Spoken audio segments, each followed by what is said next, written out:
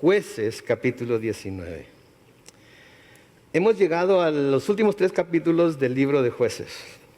Y vamos a entrar en una porción del libro de Jueces que a mí me hubiera gustado que quizás estuviera al principio para haberlo hecho a un lado y haberlo terminado ya.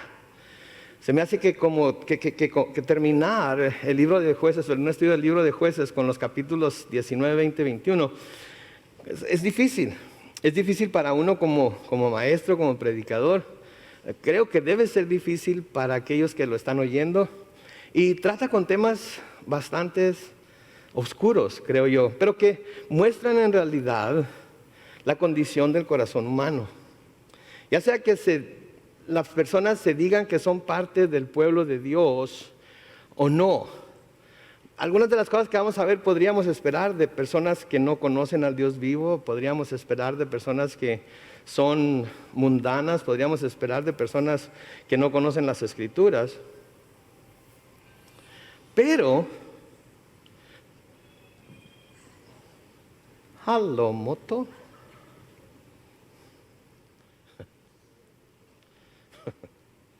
Pero, como vamos a ver aquí, estas cosas pasaron dentro del pueblo de Dios. Y eso es con lo que a veces se tiene problemas para recibir, para entender. El comentarista David Guzik escribe esto en su comentario del libro de Jueces. Dice, lo que se desarrolla en el capítulo 19 que vamos a ver ahorita es tan desagradable que el comentarista F.B. Meyer recomienda que no se lea. Cuando leí eso dije, ok, entonces no estoy solo, ¿verdad? Simplemente les voy a dejar de tarea que lean el capítulo 19, 20, 21 y ustedes mismos lo examinen y lo estudien y después vengan y me digan de qué se trató. No puedo hacer eso, somos una iglesia que nos conocemos por estudiar la Biblia versículo a versículo y tenemos que leer y pasar todos los versículos porque eso es lo que hemos sido llamados a hacer.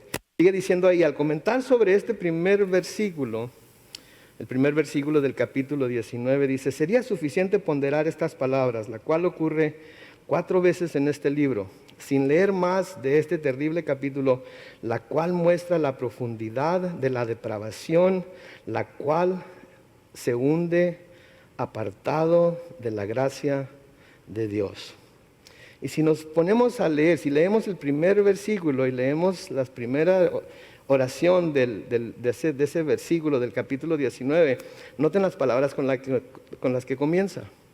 En aquellos tiempos, cuando Israel no tenía rey. Hablamos acerca de esto la semana pasada, vimos cómo no era que Israel no tenía rey, porque Israel sí tenía rey, ¿verdad? ¿Quién era el rey de Israel? Dios. Entonces no era que no tenía rey, era que ellos no querían que Dios reinara sobre ellos. Y constantemente hacían lo que les parecía bien a ellos y no lo que era recto delante de Dios. Vimos cómo con el paso del tiempo se manifestó claramente lo que había en su corazón y llegó el momento en el que el pueblo decidió que iba a pedir a Samuel que impusiera un rey sobre ellos como el resto de las naciones. Y si ustedes se acuerdan, vimos que Samuel se había enojado mucho porque el pueblo de Israel le pidió rey. Y el Señor le dijo en aquel entonces, le dijo, no te enojes, atiende a todas las peticiones que te haga el pueblo. No te han rechazado a ti, sino a mí, pues no quieren que yo reine sobre ellos. Entonces no era que el pueblo de Israel no tenía rey, era que el pueblo de Israel no quería que Dios fuera rey sobre ellos, era que el pueblo de Israel no quería que Él fuera el que reinara sobre ellos, no querían obedecerlo, no querían seguir sus leyes, no querían seguir su palabra, se les hacía demasiado difícil, miraban que los otros pueblos de su alrededor no tenían que hacer tantas de las cosas como ellos tenían que hacer y pensaban, mejor vamos a ir a servir a sus dioses, mejor vamos a comportarnos y a vivir como ellos se comportan. De hecho, en 1 Samuel capítulo 8, en la segunda parte del versículo 8, dice el Señor hablando, me están dejando para ir y servir a otros dioses. Entonces sí había rey, sí había Dios, pero el pueblo no quería que Dios fuera el que gobernara sobre ellos. Ahora, Dios puede someternos y reinar sobre nosotros con vara de hierro, como nuestro Señor Jesucristo va a reinar después de su segunda venida y cuando establezca su reino aquí en la tierra. Pero eso no es lo que Dios quiere de nosotros. Dios quiere, no quiere tener que obligarnos. De hecho, Dios quiere que nosotros por nuestra propia voluntad nos entreguemos a Él y hagamos lo que Él quiere, lo que Él nos dice en su palabra, en agradecimiento por lo que Él ha hecho por nosotros. Y lo que Él ha hecho por nosotros, en realidad, si lo vemos tal y como es que Él nos ha salvado de una eternidad en el infierno. Y creo que eso vale mucho, debería de valer mucho para nosotros, porque estamos hablando de una eternidad en el infierno y de eso fue lo que el Señor nos salvó. Pero aquí el pueblo de Israel no quiere recibirlo. Y parece, aquí cuando vemos al pueblo de Israel haciendo lo que estaba haciendo, vemos que el pueblo de Israel era en muchas de estas instancias igualito que el resto del mundo. El resto del mundo nunca ha querido someterse a Dios. El resto del mundo nunca ha querido ser gobernado por Dios. El resto del mundo nunca ha querido que Dios les ponga límites. El resto siempre quiere hacer lo que ellos quieren, nunca quieren hacer lo que Dios dice. Por ejemplo, miren ahí en su Biblia, búsquenlo, porque no lo vamos a poner en la pantalla, búsquenlo, en el Salmo capítulo 2. El Salmo capítulo 2 es un salmo de esos que se le llaman salmos mesiánicos, porque están hablando acerca del Señor Jesucristo, están hablando acerca del Mesías de Dios. Y en el Salmo 2 vemos que no solamente eran los hijos de Israel, que no deberían de ser, pero todo el mundo constantemente está luchando por no tener que someterse a lo que Dios dice en su palabra. El Salmo capítulo 2, los versículos, todo el Salmo, versículos 1 al 12. Noten lo que dice ahí. Recuerden, estoy leyendo de la Biblia Reina Valera Contemporánea, que va a ser un poco diferente a la 60 que muchos de ustedes están leyendo. Y dice ahí, Salmo 2, versículo 1, ¿por qué se rebelan los pueblos? ¿Por qué conspiran las naciones? Los reyes de la tierra hacen alianzas, los caudillos se declaran en contra del Señor y de su Mesías. Y dicen, versículo 3, vamos a quitarnos sus cadenas, vamos a librarnos de sus ataduras. ¿Se fijan ahí en el versículo 4? El mundo eso es lo que constantemente está haciendo, no quiere someterse al Señor, no quiere someterse a Cristo, no quiere reconocerlo como el Mesías de Dios, no quiere reconocerlo como el Rey del mundo, no quiere reconocerlo como el Rey de reyes y Señor de señores. Y se esperaría eso del resto del mundo, ¿no es cierto? Eso es lo que esperamos, ¿verdad? Que los incrédulos, que los que no creen en el Señor, que los que no se quieren someter a Él, lo miren como un cero a la izquierda, como dice mi papá. O sea, que no tiene ningún valor para ellos, pero eso no es lo que esperamos de los que se llaman el pueblo de Dios. Noten el versículo 4, el que reina en los cielos se ríe, el Señor se burla de ellos, pero ya enfurecido les habla y con su enojo los deja turbados. Ya he establecido a mi rey sobre el monte Sión. Noten lo que está diciendo aquí Dios y lo está diciendo en tiempo pasado. Ya he establecido a mi rey sobre el monte Sión, mi lugar santo. Yo daré a conocer el decreto que el Señor me ha comunicado. Y luego noten algo que hemos estado estudiando en el libro de Hebreos. Tú eres mi hijo, en este día te he engendrado. Lo vimos en Hebreos 1:5. Pídeme que te dé las naciones como herencia y tuyos serán los confines de la tierra. Someterás a las naciones con cetro de hierro y las destrozarás como vasija de barro. Ustedes los reyes sean prudentes y ustedes los jueces admitan corrección. Sirvan al Señor con reverencia y ríndanle culto con temor reverente. Ríndanse a los pies de su Hijo, no sea que Él se enoje y ustedes perezcan, pues su enojo se enciende de repente y luego termina, bienaventurados son los que en Él confían. Espero que todos los que estamos aquí hoy estemos confiando en Él. Espero que todos los que estamos aquí hoy no estemos siendo como este mundo rebelde que está constantemente queriendo quitarse las cuerdas que el Señor Jesucristo ha puesto como límites para nosotros, porque dentro de esas cuerdas es en donde nos conviene vivir, es en donde vamos a recibir bendiciones, es en donde vamos a conocerlo mejor a Él, es en donde vamos a recibir todo el poder que necesitamos para poder vivir en esta tierra, en este mundo, en esta vida, hasta que Él nos llame a su presencia.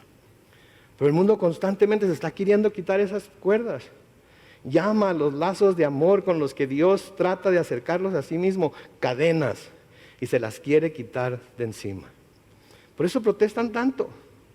Por eso hay tanta protesta, por eso no quieren la Biblia en las escuelas, por eso no quieren que se hable de religión en público, por eso quitan los 10 mandamientos de afuera de las cortes, por eso quieren que todo lo que tiene que ver con Dios desaparezca, porque todo ello les recuerda que están en rebelión contra Él, y cuando se acuerdan de que hay un día en el que el Señor va a venir a juzgar vivos y muertos, creen que porque se deshacen de todas esas cosas van a librarse del juicio.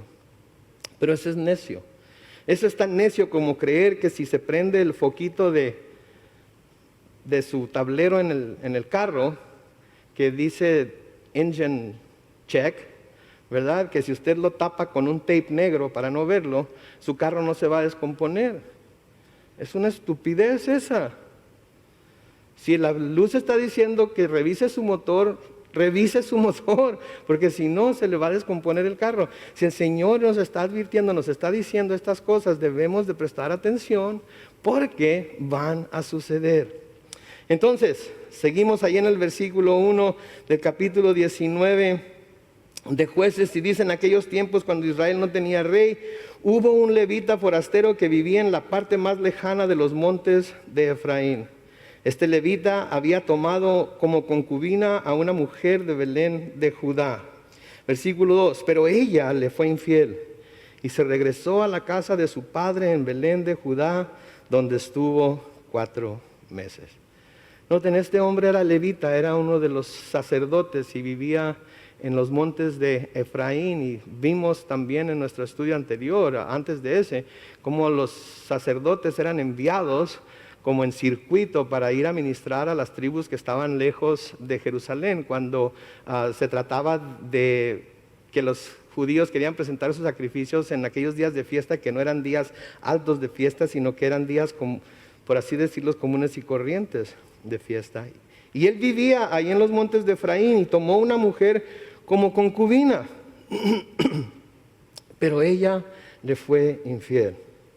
Ahora, algo de lo que debemos hablar aquí, porque se nos presenta para comentar sobre ello, es sobre el concubinato. ¿Qué es el concubinato?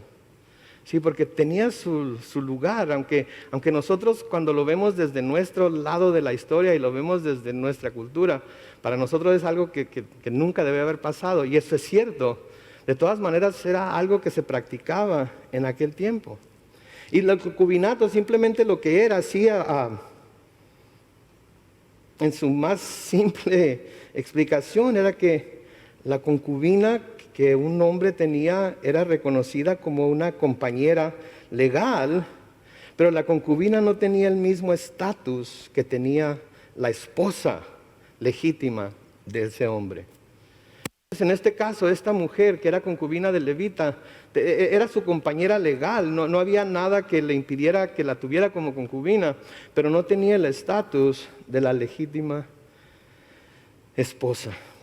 En este sentido, y como pueden ver, estoy así porque estas cosas despiertan ciertas preguntas en nuestra mente y nuestro corazón, y tenemos que tratar de responderlas, y hay veces en las que no hay una respuesta completamente clara, y entonces tenemos que dar las respuestas de acuerdo a lo que la palabra de Dios dice, y esperamos que las personas que están escuchando, movidas por el Espíritu Santo, las reciban como la respuesta que la palabra da y la acepten como tal.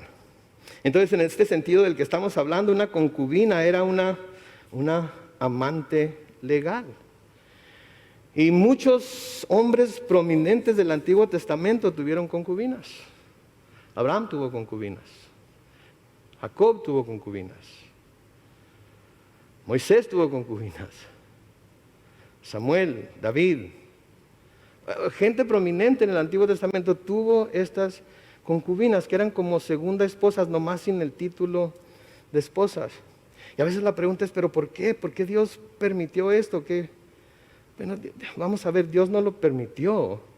Dios lo sancionó porque conocía lo malvado que era el corazón del hombre, y lo sancionó para que si un hombre estaba casado y decidía tomar una concubina, no dejara a la legítima esposa sin la protección que le debía como tal. Lo vemos en la ley, que si un hombre tomaba una segunda esposa, no tenía derecho a a dejar a la primera esposa sin lo que él era responsable por darle para que ella pudiera mantenerse. Entonces, si alguien quería tener 2 esposas, tenía que mantenerlas a las 2. ¿Sí? Hoy en día se acostumbra que alguien tiene 2 esposas o 2 mujeres y a una le da todo y a la otra no le da nada y sucede. Pero en aquel tiempo no era así. Entonces, esto despierta esas preguntas que, Señor, ¿por qué? Y luego hay otro tipo de personas que cuando leen pasajes como este, tratan de usarlos para decir que el tener más de una esposa es algo aceptable delante de Dios. ¿Ya ves? En el Antiguo Testamento los hombres tenían de 2 o 3 esposas y tenían 4 o 5 concubinas y tenían esto y tenían esto otro y tenían aquello y todo lo demás. Ok, si quieren que tratemos todas las situaciones por las que pasamos en nuestra vida como se trataban en el Antiguo Testamento, ¿saben qué? A más de 2 o 3 de los que estamos aquí iban a tener que apedrear allá afuera antes de irnos esta noche. ¿Ok? Estoy casi seguro. Entonces, si quieren que apliquemos el Nuevo Testamento a todas las situaciones por las que vivimos en nuestros tiempos, entonces vamos a tenernos a las consecuencias, ¿sí? Pero en realidad no queremos eso. Entonces, algunos al leer estos pasajes piensan, ok, mira, en el Antiguo Testamento había concubinas, entonces podemos tener 2 o 3 mujeres o las que sean. Pero ¿estamos viviendo de acuerdo al Antiguo Testamento todavía? No estamos viviendo de acuerdo al Antiguo Testamento.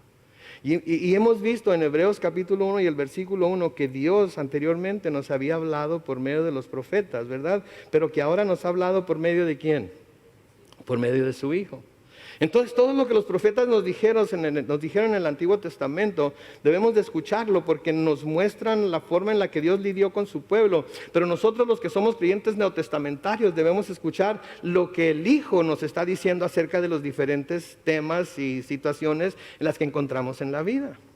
Porque nosotros somos creyentes neotestamentarios. Entonces, en el Nuevo Testamento se pone en claro que para Dios nunca fue aceptable que un hombre tuviera 2 mujeres. Ese no fue el diseño que Dios puso en la tierra. Como vamos a ver, el diseño era un hombre y una mujer hasta que la muerte los separara. Eso era lo que Dios había ideado para el matrimonio. Sí, pero el hombre en su dureza de su corazón empezó a tergiversar las cosas, empezó a hacer las cosas como a él le parecía mejor, precisamente porque no quería seguir el plan de Dios. Entonces, si nosotros somos creyentes del Nuevo Testamento y no queremos los castigos del Antiguo Testamento para nuestros comportamientos, entonces tenemos que ver hacia el Nuevo Testamento y en el Nuevo Testamento, especialmente en lo que nuestro Señor Jesucristo enseña y los apóstoles enseñan, regir nuestra vida de acuerdo a lo que ellos dicen, ¿verdad? Entonces, de nuevo, en el Nuevo Testamento se pone en claro, porque recuerden, hablamos en uno de nuestros estudios del domingo, en la revelación, se me fue la palabra. Bueno. En cómo Dios se revela en diferentes formas y cómo Dios se revela. ¡Ay, se me olvidó la palabra! Ahorita me voy a acordar. Entonces, en el Nuevo Testamento tenemos las enseñanzas de nuestro Señor Jesucristo. Y el Señor Jesucristo corroboró para nosotros en el Nuevo Testamento que Dios había diseñado el matrimonio para que fuera entre un hombre y una sola mujer. Lo vemos en Génesis 2:24, ¿no es cierto? El Señor dijo, a causa de esto, dejará el hombre a su padre y a su madre, y se unirá ¿a quién? A su mujer, una. ¿Sí? Y los dos, serán una sola carne. Se unirá a su mujer una, no dice se unirá a sus mujeres y los 3 serán una sola carne, o los 4 serán una sola carne, o los 6 serán una sola carne. Dice no, un hombre, una mujer, el hombre se va a unir a ella y van a ser los 2 una sola carne hasta que la muerte los separe. El Señor Jesucristo vino y corroboró eso. En Mateo capítulo 19, los versículos 4 y 5, Mateo capítulo 19, comenzando con el versículo 4, cuando los fariseos le preguntaron acerca del divorcio, él les respondió: ¿acaso no han leído que al principio el Creador, hombre y mujer los creó? Y agregó: por esto el hombre dejará a su padre y a su madre y se unirá a su mujer. Noten de nuevo, no a sus mujeres. Y los dos, no los tres o los cuatro, serán un solo ser o una sola carne. Entonces, el Señor Jesucristo aquí nos está dejando saber cuál fue el diseño de Dios para el matrimonio desde el principio. Y no se nos dice ahí, no hay lugar ahí en donde podamos decir, pueden ser dos mujeres, o pueden ser dos hombres, o pueden ser 3 y 3, o pueden ser 2 y 1. No, se nos dice un hombre y una mujer. Ahora, por si esto fuera poco, lo vemos en Génesis capítulo 2, lo vemos en Mateo capítulo 19, pero Pablo reitera esto todavía en Efesios capítulo 5 y el versículo 31, en donde Pablo escribe: por eso el hombre dejará a su padre y a su mujer, hacia su madre, y se unirá a su mujer, y los ¿cuántos? Dos. ¿Serán cuántos? Un solo ser. Entonces podemos ver claramente el diseño de Dios para el matrimonio. Nunca se trató de que fueran dos mujeres por hombre o dos hombres por mujer, o que pudieran tener varias esposas. Nunca se trató de eso, siempre se trató de un hombre y una mujer. Entonces, para todos aquellos que dicen, ya ves, mira, en el Antiguo Testamento dice que podemos tener dos mujeres, entonces por eso engañé a mi esposa y cometí adulterio. Bueno, pues el Antiguo Testamento dice que al adúltero debe de apedreársele. Así es que vámonos para afuera, ahí tengo un montón de ladrillos y vamos a lidiar con la situación. ¿Verdad? Digo, si quieres apegarte al Antiguo Testamento, vamos a hacerlo todo parejo, no nada más las cosas que nos convienen, ¿verdad? Porque eso era lo que se hacía. Ahora noten lo que dice aquí: ella le había sido infiel. Ella le había sido infiel a este levita. Ahora aquí vemos otro tema también que es difícil de contemplar, de lidiar con él, pero que debemos de hacerlo porque está escrito aquí. Ella le había sido infiel, lo que quiere decir que este levita tenía una buena razón, una razón bíblica para divorciarse de ella. Ella le había sido infiel, por lo tanto él pudo haber dicho: ¿sabes qué? Me fuiste infiel, de tal manera que ya no puedo seguir viviendo contigo, ya no puedo seguir contigo, así es que te vas a la casa de tu padre y te voy a dar una carta de divorcio porque no puedo seguir contigo. Y ella se tenía que ir. ¿Sí? Eso fue precisamente lo que el Señor Jesucristo también reiteró en el Nuevo Testamento. De nuevo en Mateo capítulo 19, pero a los versículos 3 al 9. Noten lo que dice ahí. Entonces se le acercaron los fariseos y para ponerlo a prueba le dijeron: ¿es lícito que un hombre se divorcie de su mujer por cualquier causa? Versículo 4, él les respondió: ¿acaso no han leído que al principio el Creador, hombre y mujer, los creó? Y agregó: por esto el hombre dejará a su padre y a su madre y se unirá a su mujer y los dos serán un solo ser. Así que ya no son dos, sino un solo ser. Por tanto, lo que Dios ha unido, que no lo separe, ¿quién? Nadie. Que no lo separe nadie. Pero luego noten la pregunta que le hacen los fariseos en el versículo 7. Le preguntaron: entonces, ¿por qué Moisés mandó a darle a la esposa un certificado de divorcio y despedirla? Bueno, hay una razón muy clara para ello. Versículo 8, él les respondió: Moisés les permitió hacerlo, noten, porque ustedes tienen, ¿qué dice ahí? Muy duro el corazón. Pero al principio no fue así. En el principio el diseño de Dios para el matrimonio era que no hubiera divorcio. De hecho, se nos dice que Dios odia el divorcio. ¿Sí? En el principio no debía haber divorcio. Versículo 9, noten lo que dice: y yo les digo que salvo por causa de fornicación, cualquiera que se divorcia de su mujer y se casa con otra comete adulterio, y el que se casa con la divorciada también comete adulterio. ¿Salvo por causa de qué? De fornicación, que quiere decir cualquier pecado de índole sexual. Cuando uno de los dos cónyuges rompe ese pacto, sí, con el otro, el cónyuge ofendido tiene una razón bíblica para divorciarse del ofensor. Ahora, ¿eso es lo que Dios quiere? Eso no es lo que Dios quiere, porque Dios odia el divorcio. Dios preferiría, sí, que perdonemos. Dios preferiría que nos reconciliemos los unos con los otros. Dios preferiría que mostráramos misericordia hacia la persona ofensora, así como Él muestra misericordia a nosotros. Porque nosotros también hemos sido infieles a Dios en ocasiones, ¿no es cierto?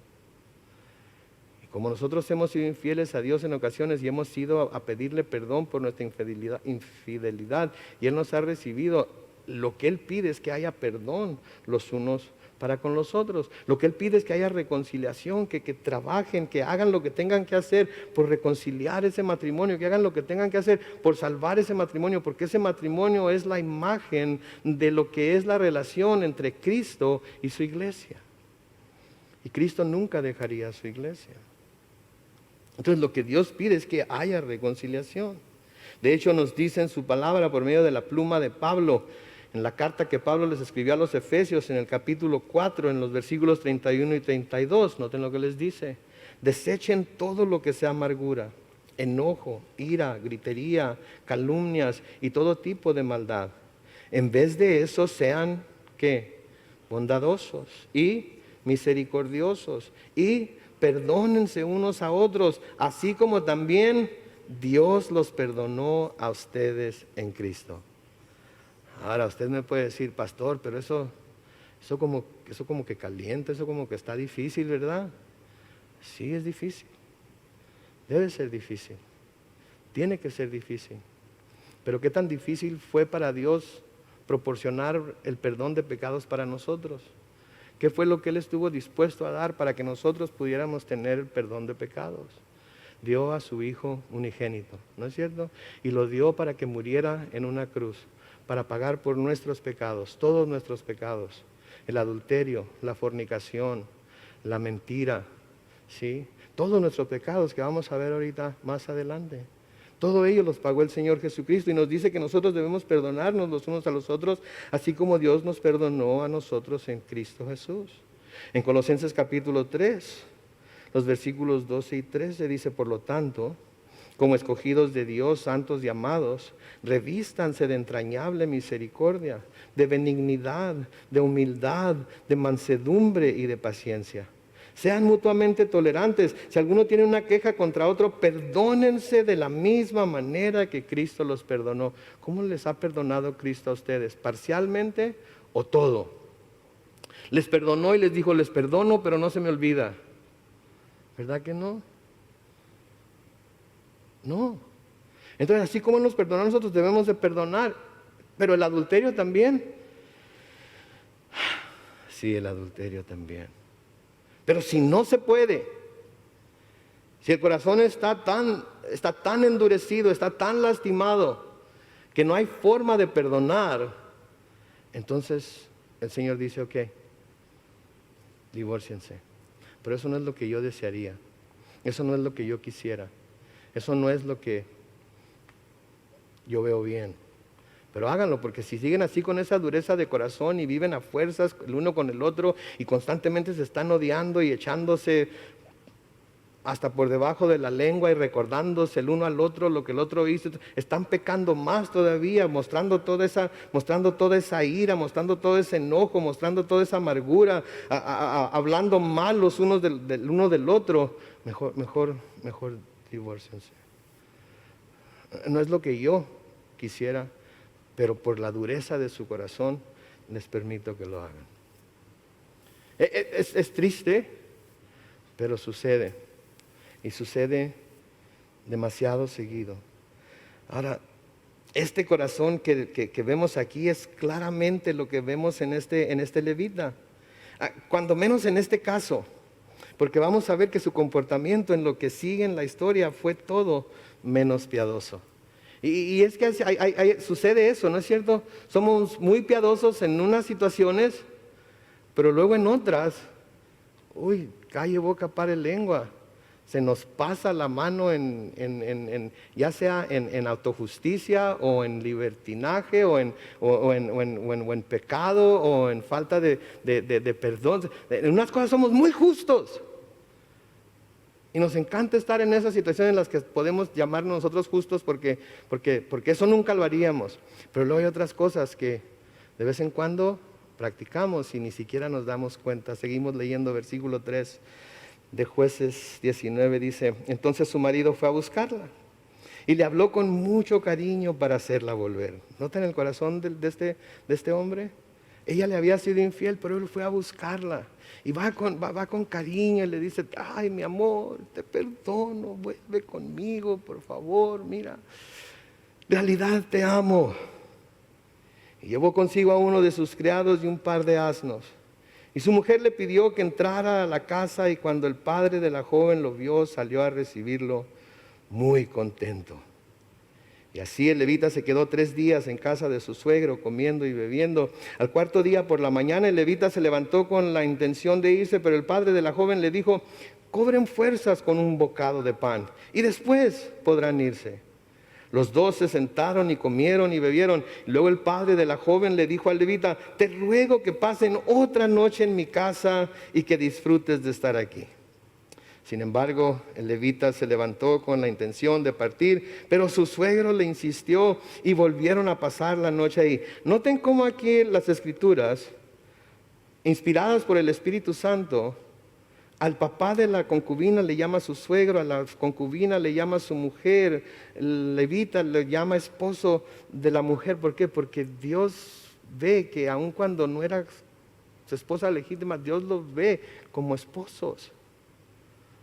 Porque lo que están viviendo era lo que Dios había planeado para el divorcio.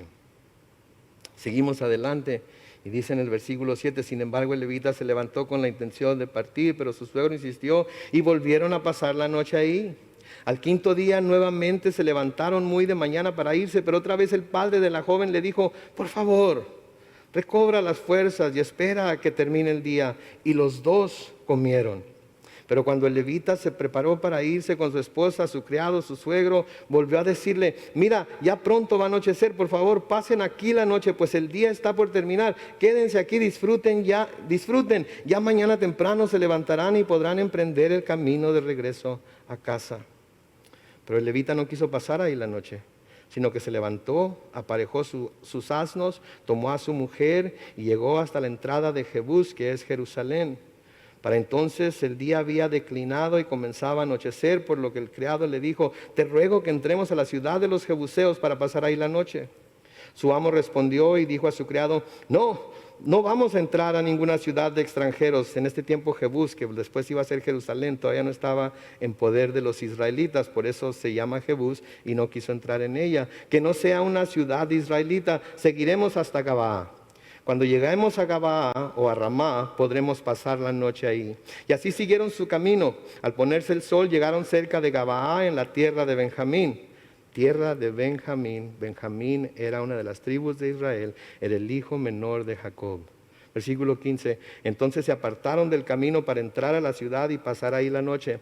Y al entrar fueron a sentarse en la plaza, pues nadie les ofreció su casa para que pudieran dormir. Un par de cosas aquí nada más. Una de las razones por la que no quiso quedarse en Jebús fue porque era una ciudad pagana.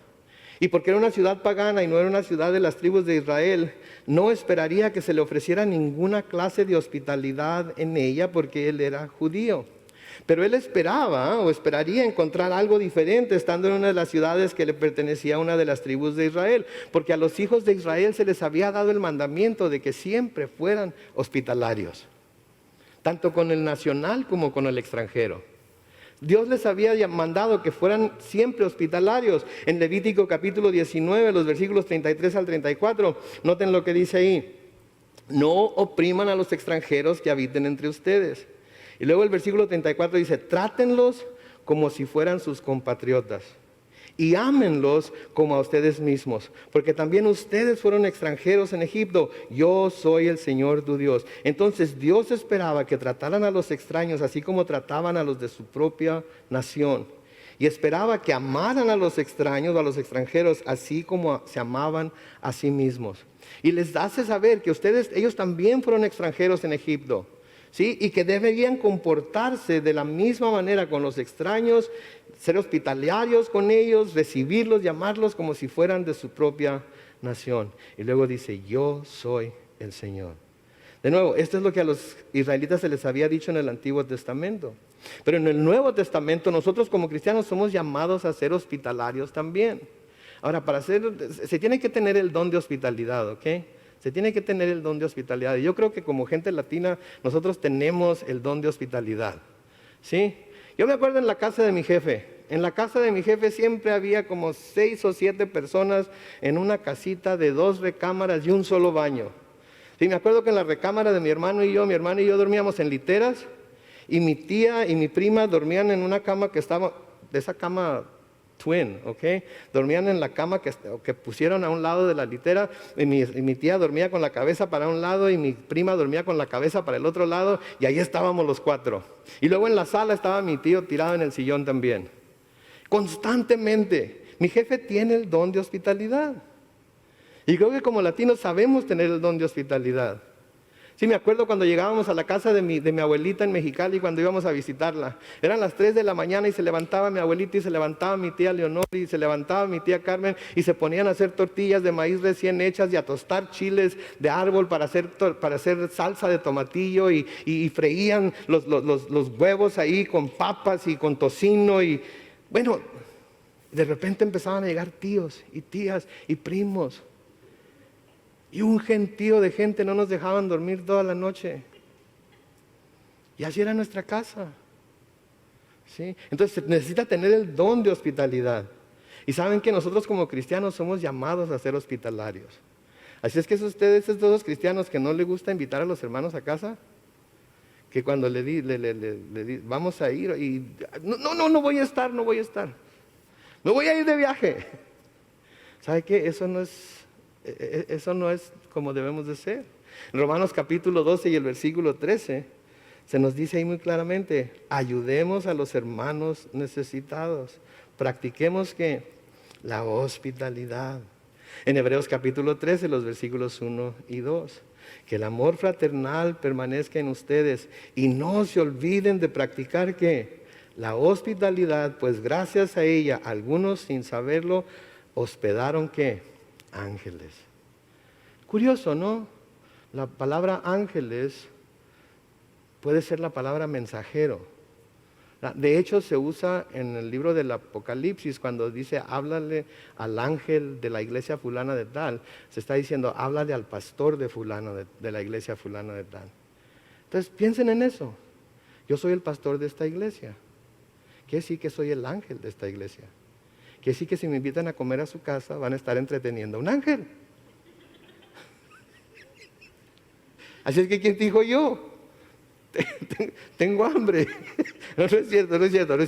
Pero debemos practicar la hospitalidad. En Gálatas capítulo 6, los versículos 9 y 10, de nuevo, no nos cansemos pues de hacer el bien, porque a su tiempo cosecharemos si no nos desanimamos. Así que, según tengamos oportunidad, hagamos bien a todos, y mayormente a quienes, a los de la familia de la fe.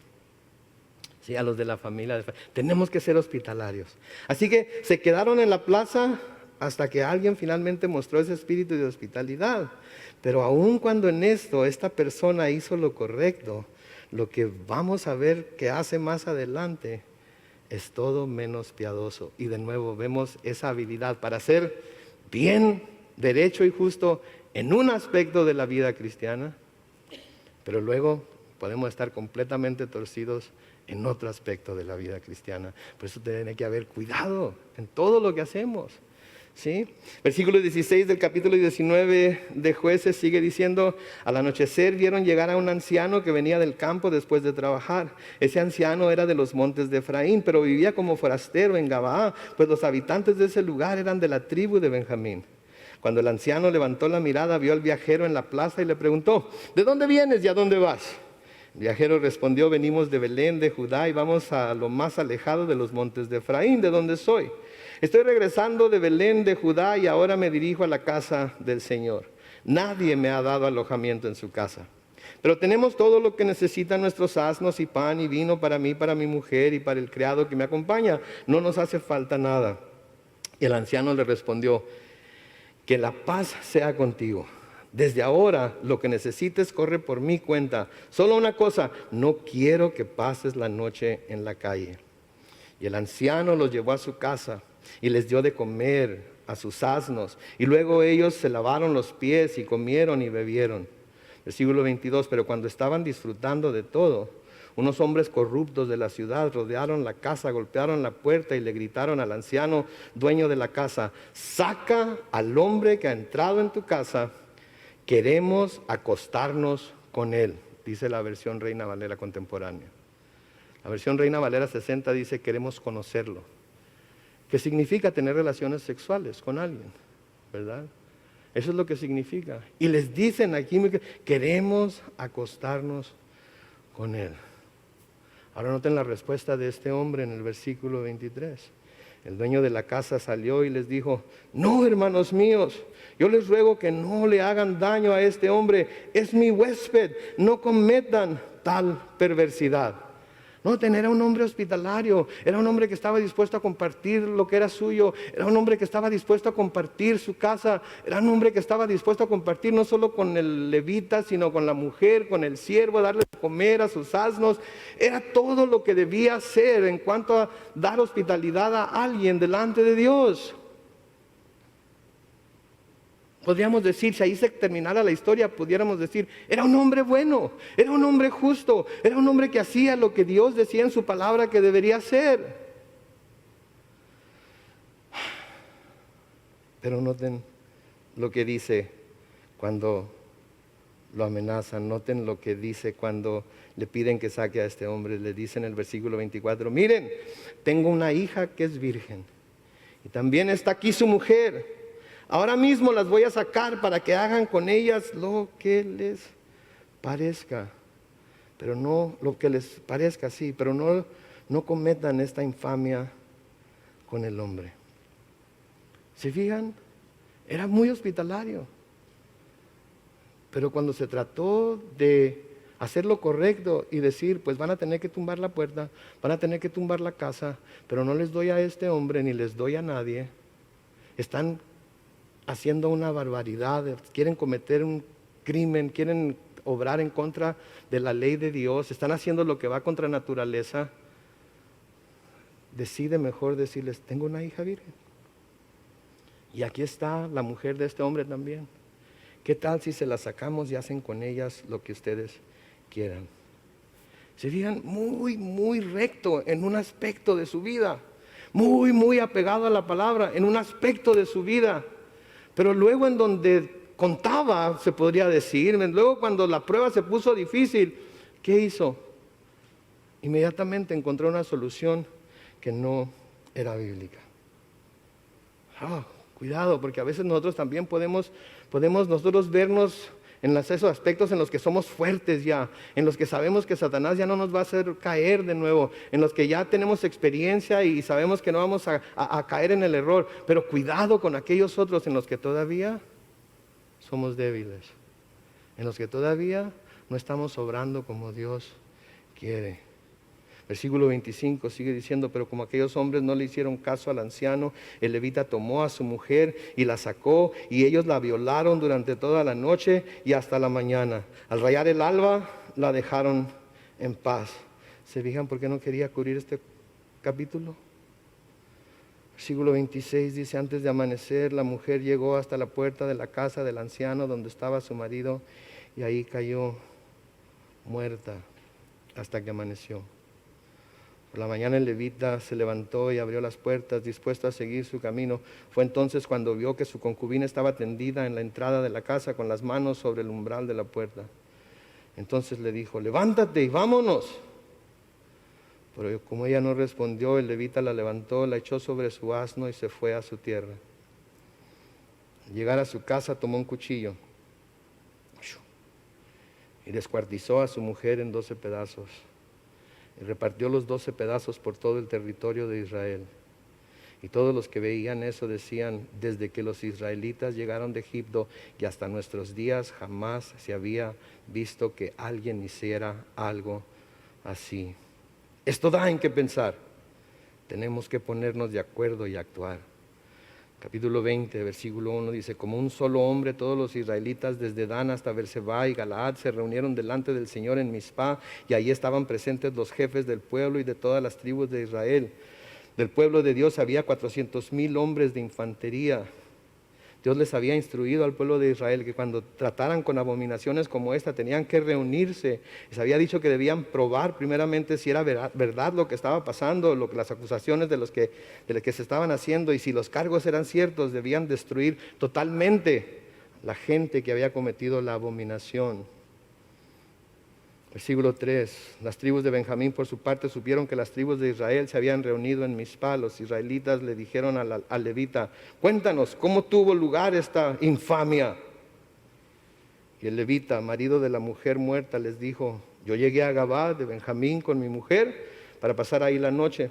Pero en la noche unos malvados de esa ciudad rodearon la casa con la intención de matarme, y a mi mujer la violaron tan cruelmente que la mataron. Eso fue lo que pasó. Digo, eso fue parte de lo que pasó. Pero noten cómo no dice ni una sola palabra acerca de lo cobardemente que se portó al echar fuera a su concubina para que la violaran y la mataran como la mataron.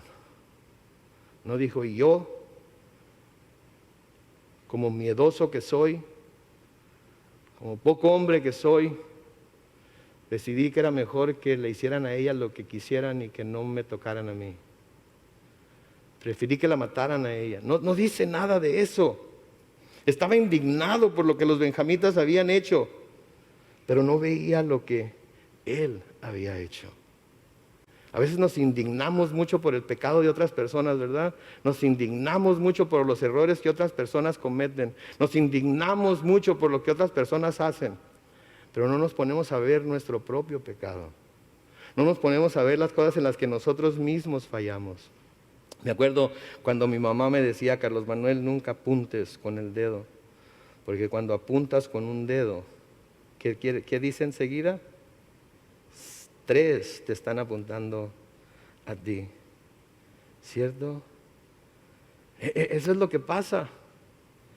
Rápido para mencionar el pecado de la otra persona, rápido para decir lo malo, lo malvado que habían sido, rápido.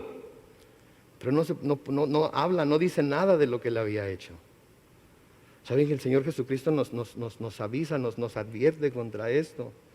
Lo van a tener que buscar en sus Biblias de nuevo, pero en San Mateo capítulo 7, los versículos 1 al 5 nos dicen, y ustedes conocen estos versículos, nos dicen, no juzguen para que no sean juzgados, porque con el juicio con que ustedes juzgan serán juzgados, y con la medida con que miden serán medidos. ¿Por qué miras la paja que está en el ojo de tu hermano y no miras la viga que está en tu propio ojo? ¿Cómo dirás a tu hermano, déjame sacar la paja de tu ojo cuando tienes una viga en el tuyo? Y les dice en el versículo 5, hipócrita, saca primero la viga de tu propio ojo y entonces verás bien para sacar la paja del ojo de tu hermano.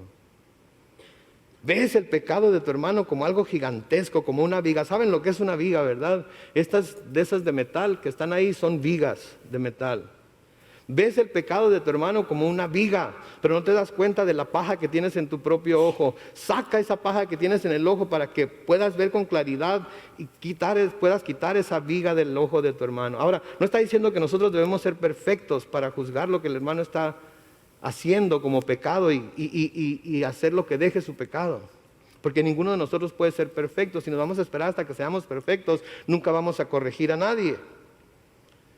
Pero lo que está diciendo es, date cuenta que tú también tienes puntos débiles. Date cuenta que tú también tienes, como dice mi mamá, cola que te pisen. Date cuenta que tú también tienes patas de palo. Date cuenta que tú también cometes errores. Y al darte cuenta de todos los errores que tú cometes antes de ir a señalarle el error a tu hermano, entonces vas a tener la misericordia y la compasión y la gracia que necesitas para corregirlo a él. Eso es lo que está diciendo. A veces vamos y juzgamos, a veces vamos y apuntamos con el dedo, a veces vamos y le decimos al hermano lo que está mal en lo que está haciendo y por qué y cómo y cuándo. Pero no nos fijamos en la paja que está en nuestros ojos, en nuestro ojo. Y tenemos que tener mucho cuidado. Sí, porque aquí en este pasaje se usa mucho para hablar acerca de la homosexualidad. Y mira, este es el mismo corazón que hay en los homosexuales de nuestros tiempos. Esto es lo mismo que quieren hacer. Quieren forzar su agenda, quieren forzar su manera de pensar, quieren forzar lo que ellos quieren hacer, lo quieren imponer sobre nosotros. Sí, así como estos hombres querían imponerse sobre el levita. Sí, y este hombre. Y los juzgamos. Y van a ser condenados al infierno. Y si no se arrepienten, y si no cambian su manera de pensar, si no cambian su manera de ser, así es como el Señor nos alcanzó a nosotros, o nos alcanzó con amor y gracia y misericordia. Pero tenemos la tendencia a ver su pecado como el peor de todos los pecados. Tenemos la tendencia a ver su pecado como aquello por lo que seguramente son los que van a estar en lo más profundo del infierno. Y saben que hay muchos homosexuales de los que se le llaman militantes, que quieren a fuerzas hacer que toda la sociedad acepte su estilo de vida y acepten todo su comportamiento y los vean como parte de la sociedad sin decirles nada. Pero hay muchos que tienen esos deseos, que tienen esa atracción hacia su mismo sexo, hacia su mismo género, que constantemente luchan porque no quieren tener esos sentimientos, porque no quieren tener esas atracciones, porque quieren que alguien les ayude a poder vencerlas. Pero no saben a quién acercarse, porque saben que si se acercan a alguien, incluyendo a personas de la misma iglesia, van a ser juzgados por su estilo de vida y no van a ser recibidos y nadie les va a decir que Cristo los ama de todas maneras y que Él tiene la solución para su problema y que tienen que acercarse a Él y que los sentimientos que ellos están teniendo en esa atracción hacia su mismo sexo no es diferente a los sentimientos que tiene un hombre que mira a una mujer para desearla, que tiene una mujer que mira a un hombre para desearlo, que tiene cualquier persona cuando ve las posesiones de alguno de sus prójimos y codicia lo que ellos tienen. Es lo mismo, no tiene ninguna diferencia, pero de alguna manera vemos lo que ellos hacen como peor que lo que nosotros hacemos. Y eso no está bien. Tenemos que recibirlos, tenemos que amarlos. Tenemos que decirles que Cristo murió por ellos también, que Él entiende sus luchas. ¿Hay alguien aquí que no tenga ni una sola lucha con ningún pecado, por pequeño que sea? ¿Hay alguien aquí que no tenga una lucha contra la lengua? ¿Hay alguien aquí que no tenga una lucha en su pensamiento constantemente por las cosas malas que piensa? Pero no eso es tan malo como la homosexualidad, ¿verdad? A los homosexuales. Sí, la cruz para los homosexuales. Porque la sangre de la cruz es lo único que los va a salvar, así como nos salva a nosotros. Ya basta, mis hermanos y hermanas, ya basta de juzgar a todo el mundo solo porque nos llamamos cristianos. Tiene que haber compasión, tiene que haber misericordia. ¿Saben lo que quiere decir misericordia? Hablábamos de esto ayer en la mañana en nuestra meditación del lunes en la mañana y me tengo que apurar porque ya está llegando la hora, pero 2 palabras, miseria y acuerdo. Cuando yo tengo misericordia, estoy contemplando la miseria en la que se encuentra mi hermano, mi hermana, y estoy admitiendo que yo soy igual de miserable. Me estoy poniendo en sus zapatos. Así es que cuando usted piense juzgar a alguien por algo, pónganse en sus zapatos. Porque aun cuando su pecado no sea el mismo que el de esa persona, de todas maneras es pecado. Y si Dios lo juzgara por ello, se iría al infierno. Se iría al infierno. En 1 Corintios capítulo 6, rápidamente aquí.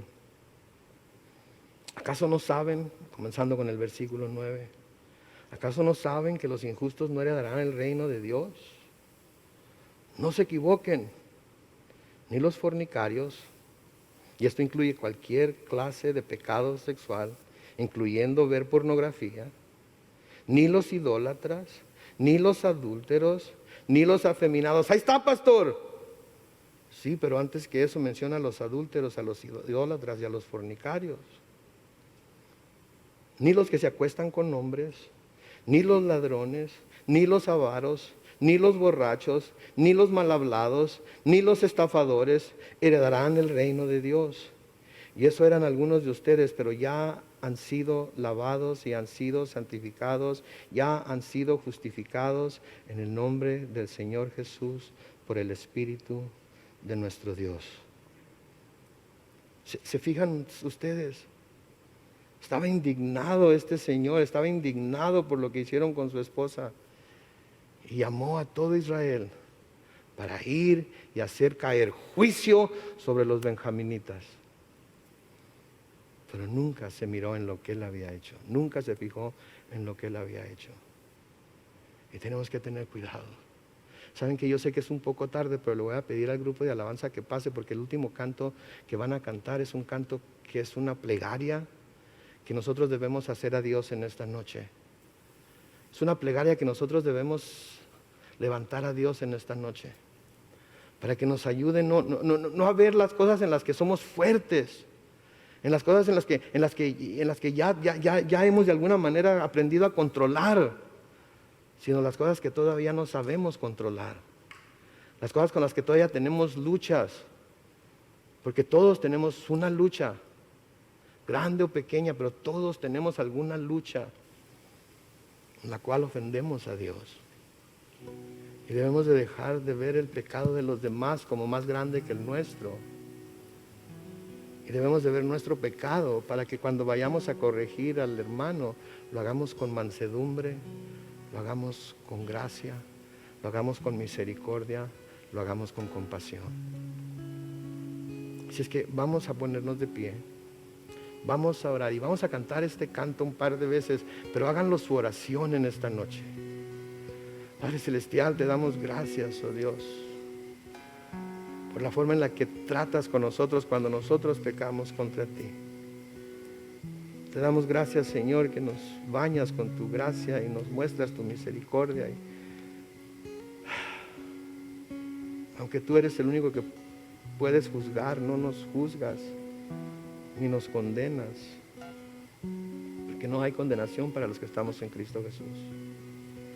Pero a menudo, Señor, nosotros somos muy rápidos para condenar a los demás por las luchas que ellos tienen, porque no las entendemos, porque creemos que son más grandes y peores que las nuestras. Abre nuestros ojos, Señor, cambia nuestro corazón.